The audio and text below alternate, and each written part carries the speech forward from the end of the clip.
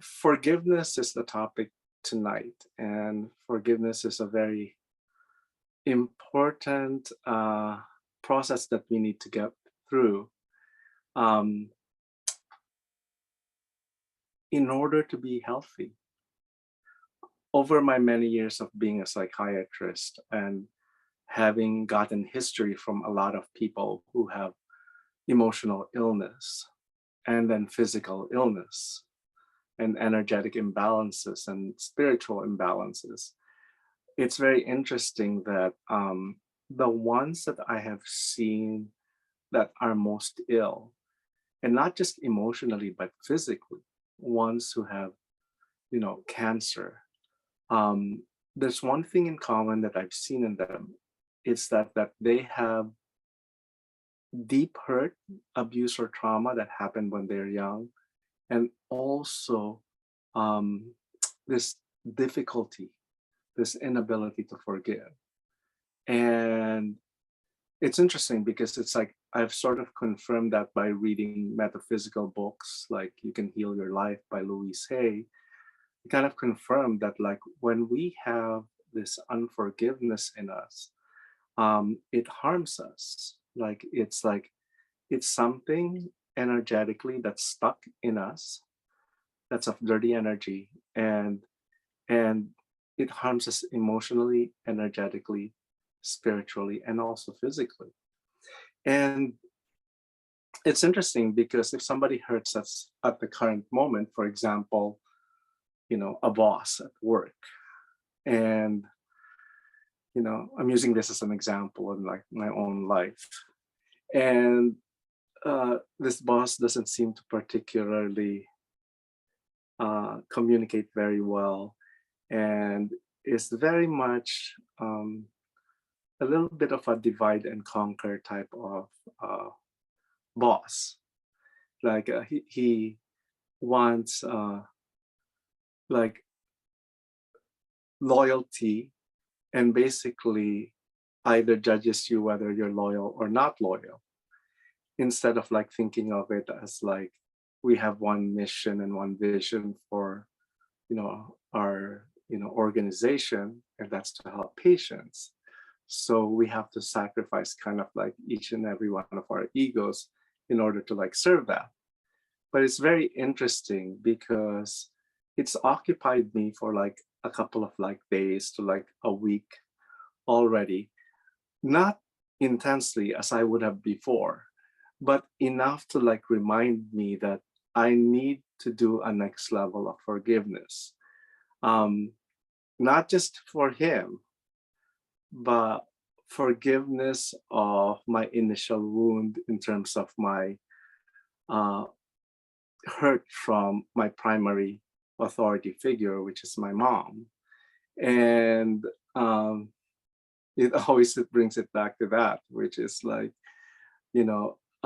when I was like young, my mom definitely was a type of person who either you're for her or you're against her. And I remember I was friends with this one girl whose mother she didn't like. And I remember her telling me not to be friends with this girl. And with my smart mouth, I kind of told her that, like, Mom, even if we became girlfriends or I married her, we're not going to live with you anyway. And I got a slap for that.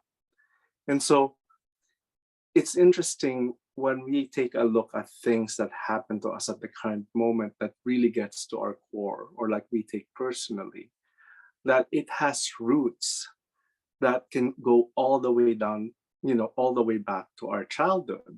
So when we do forgiveness, like not only will I do forgiveness for my boss, but I'm also going to do forgiveness to my mom, and with the thinking that, like, she didn't become that, she became that way because of her own experiences in her own childhood. And along with forgiving my mom, I need to forgive myself too, because I've internalized and treated myself the same way my mom treated me. So it goes all the way around, like this forgiveness. And there's next levels to it, meaning sometimes you think that you've forgiven somebody, but then if you can still get triggered, by a current person in your life that reminds you of that person, or brings up like the issues the same as that person did, then that, like, okay, there needs to be more work.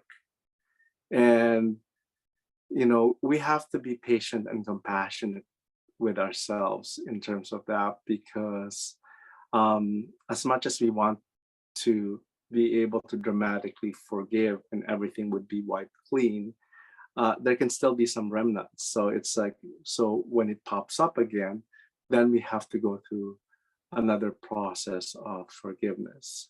And one helpful process, by the way, is forgiveness technique by Grandmaster Choa Koksui.